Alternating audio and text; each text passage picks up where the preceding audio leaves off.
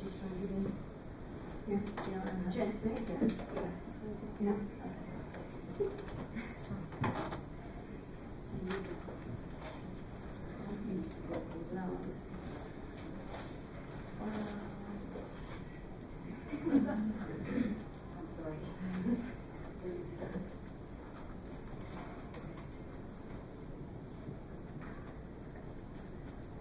My name is Jen, and I looked at the study that focused on a comparison of the effects of foam rolling and static stretching on flexibility and acute muscle soreness.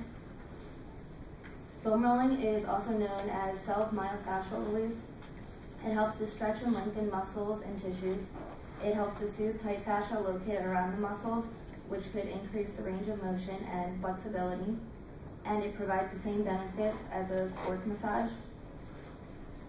Static stretching is often used to increase flexibility if it's done after exercise, and it has also been shown to decrease performance if it's done before exercise. And it can potentially cause harm due to the tightening of the muscles.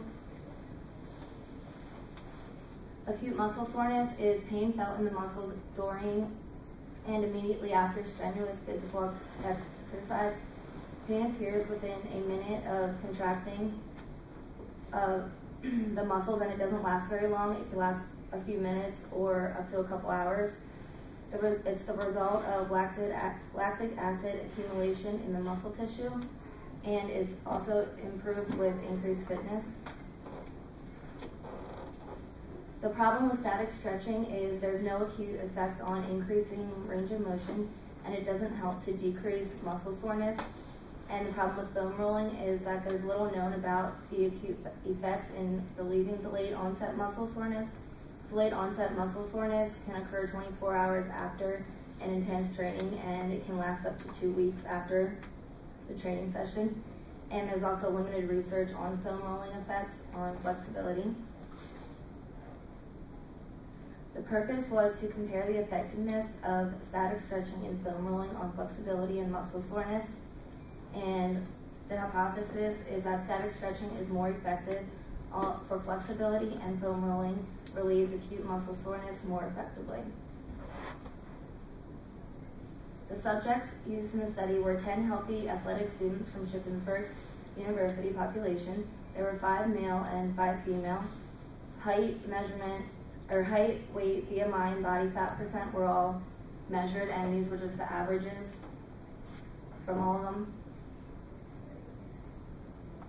The experimental design consisted of a 5-minute warm-up on a cycle ergometer. Acute muscle soreness was induced to the hamstrings. The muscle stress was induced by performing squats at a set resistance relative to their 10-rep max. And the subjects were assigned to group A or B. A, the static stretching was done on the right leg and foam rolling on the left. And group B, the foam rolling was on the right leg and static stretching on the left leg. The measurements, the sit and reach was measured using a sit and reach box. The straight leg raise was measured using a goniometer, and the level of pain was measured on a 10-centimeter blank strip. And all these measurements were taken before exercise, after warm-up, after exercise, and after treatment. And this is just an image of the foam rolling and static stretching. The leg angle for this was measured by having the person lay supine on a table. Their hip and their knee was flexed at 90 degrees with the person standing on the leg that was flexed, and the other leg was extended straight out. And as you can see in this picture,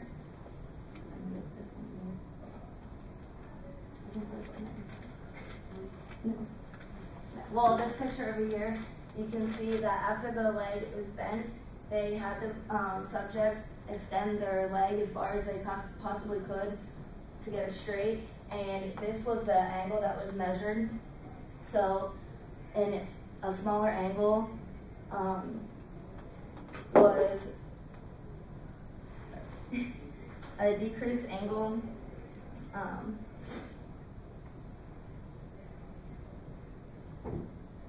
So the smaller angle, the more range of motion occurred, and there was less hamstring tightness.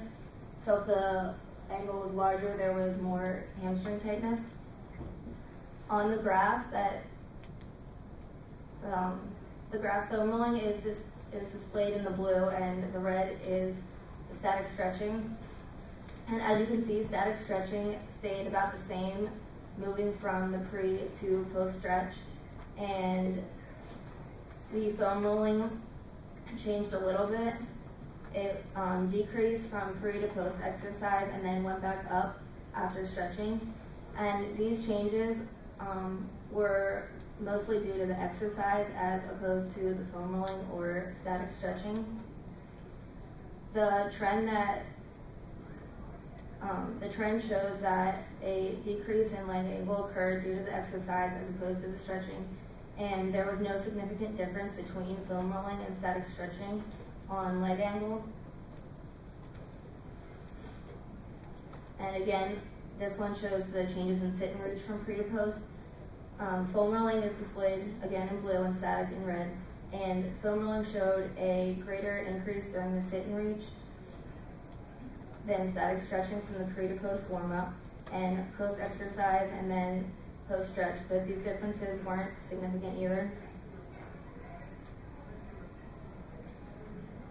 The results showed a greater positive effect from foam rolling on increasing one's range of motion, as shown by decreasing leg angle. However, the differences weren't significant. The pain was actually measured by a blank 10 centimeter strip, and it went from 0 to 10, so it didn't have any dash marks on it. And the subject just pointed to a spot on the strip, and then that was measured to quantify the amount of pain. The changes in pain weren't very different between foam rolling and static stretching, so there wasn't really a preference for foam rolling or static stretching. And this again just shows that there was no significant difference. As you can see, all the values are much greater than 0.05.